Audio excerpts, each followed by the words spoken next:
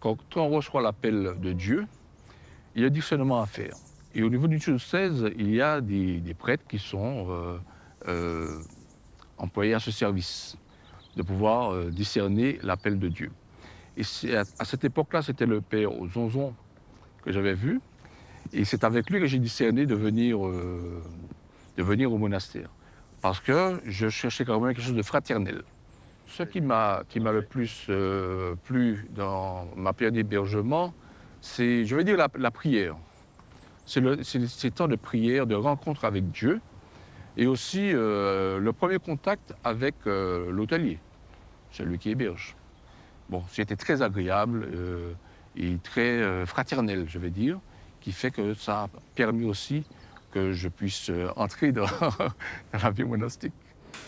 Nous t'en rendons, Seigneur, toi qui nous donnes cette nourriture, et nous pouvons aussi les pauvres, et nous rassembler tous autour de la gloire de ton royaume, par Jésus le Christ, notre Seigneur.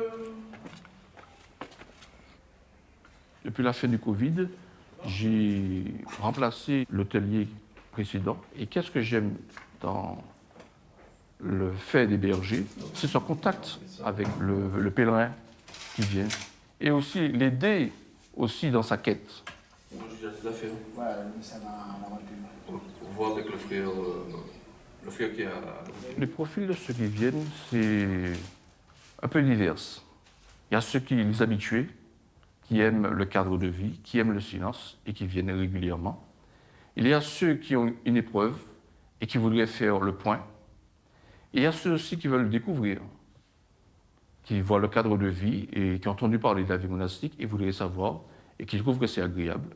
Et puis il y a ceux qui peut-être cherchent, qui font une convalescence et ils cherchent un lieu vraiment retiré et propice et silencieux surtout pour venir se ressourcer, pas se ressourcer mais se reposer.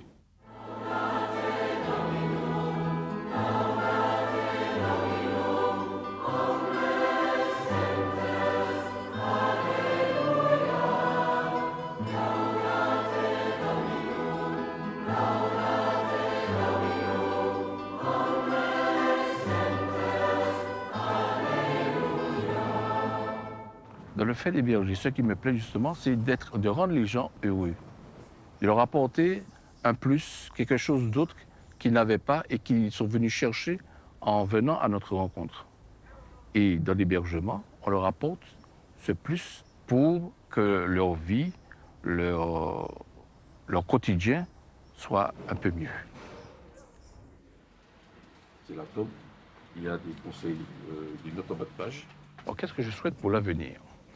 Je souhaite que le monastère continue à exister, que le monastère continue à héberger les gens et que nous ayons toujours plus de fidèles qui viennent nous rencontrer, qu'ils rencontrent toujours davantage Dieu.